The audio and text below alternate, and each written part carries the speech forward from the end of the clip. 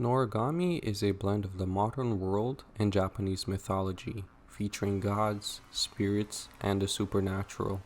Often praised for its well-developed characters and its ability to blend mystical elements with real-world issues.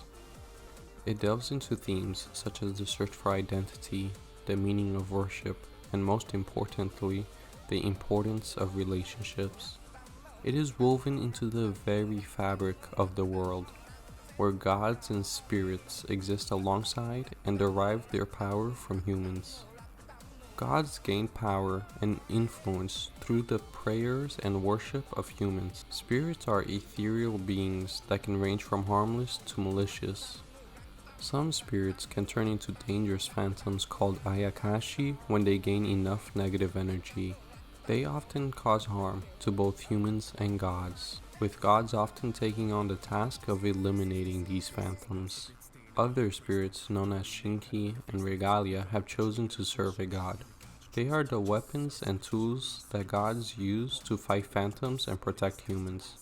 Regalia were once humans that died with regrets and can now transform into various weapons or forms based on their god's abilities. The relationship between a god and their regalia is crucial and can be complex, as it involves trust, loyalty, and emotional connections.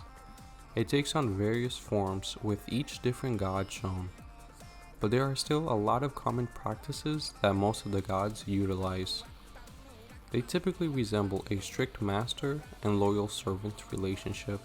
Gods and Shinki can communicate telepathically, allowing them to work together effectively during battles or in everyday situations.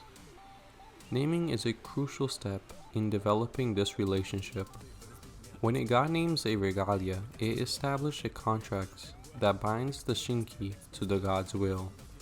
This gives the god and other vessels control over the Shinki when needed, enabling them to freeze targets in place, put them to sleep, or even force them to tell the truth.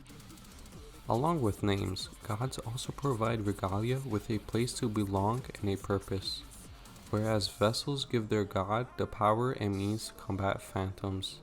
Gods will typically have at least a handful of different Shinkis, since their forms can be drastically different from one another. They range from traditional weapons like swords, to garments like armor, to animals like lions, to more unconventional forms like earrings. In order to keep all the vessels connected to one another, gods will have a specific naming convention where they use a specific character like Ni. The regalia could also technically serve multiple gods at the same time, but that is usually heavily frowned upon since it drastically changes the spirit's nature. Referred to as Noras, these Shinkis can change masters more easily and have a tendency to exhibit more aggressive and chaotic behavior, making it normally impossible to cast any spells onto the Shinki, which contributes to the wider perception of Noras being untrustworthy and untouchables. However, there is a more practical reason as to why gods disdain Noras so deeply. Whenever a Shinki commits a sin, they will sting any god they're connected with and eventually inflict blight upon them. If it's left untreated, the gods will degrade and eventually die, sometimes even taking all of their other vessels too. Because of this extreme danger, it became common practice to immediately cast aside a regalia that stings their god, no matter the reason. But there is a particular god who stands against the common practices. Yato, the main protagonist of the story, and a minor deity who aims to build a shrine and gain a large following. His relationship with his vessel Yukine is immensely complex for a few reasons. Yato took on the role of a mentor to Yukine, teaching him about the world of gods and spirits, how to use his regalia abilities, and guiding him in understanding his emotions and the importance of controlling them. But this doesn't mean that Yukine always listened to the lessons. Due to his young age and troubled past, he was initially resentful and rebellious, which causes tension between him and Yato. He struggled heavily coming to terms with his new existence. Even though Shinkis appear to be the same as humans on the outside, they still live a completely separate existence from the living. No matter how hard they try, the spirits will never be capable of going to school or developing relationships with humans. To make matters worse, the very nature of spirits means they'll always hold some resentment, and that's what the gods choose to ignore. Gods and regalia share a plethora of experiences that brings them closer together. They face challenges, battles, and dangerous situations as a team, which strengthens their bond. These experiences also serve to highlight their mutual reliance and trust in each other. However, it's deeply undercut by the fact that there isn't room for honesty in the relationship. We already discussed how the regalias are forced to bottle up any negative emotions in order to not sting their god. But the gods also try to force the idea that they're always right. It is why gods can feel the Shinki's feelings and existence, but not the other way around. In the end, both parties are putting on a facade to one another.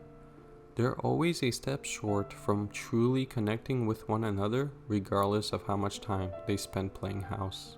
Overcoming this emotional distance is what allowed Kazuma and Yukine to transcend into blessed vessels that better suits their respective gods. Yato's patience and compassion toward Yukine are evident throughout the entire series. He understands the pain and confusion that the young boy is going through, given his own experiences as a god. Yato genuinely cares for Yukine and wants to help him overcome his negative emotions, going so far that he actively risks death in order to create an opportunity for his Shinki to get some much needed closure.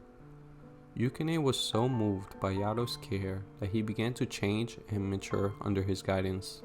He learns to control his emotions and actions, which directly impacts his abilities as a regalia.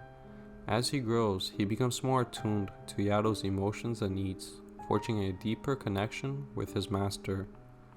The growth is both personal and spiritual, as Yukine transforms from a troubled spirit into a more confident and responsible regalia.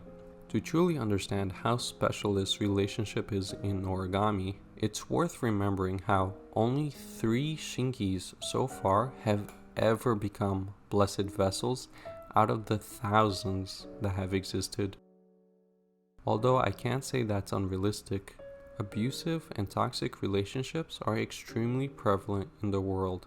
People keep using one another for simple convenience. Fortunately, we can break away from these harmful bonds and develop genuine connections by following Yato's example. We need to try to understand others, even if it might be hurtful to ourselves. 辛くても生きていられる重みを感じやがれってんだ。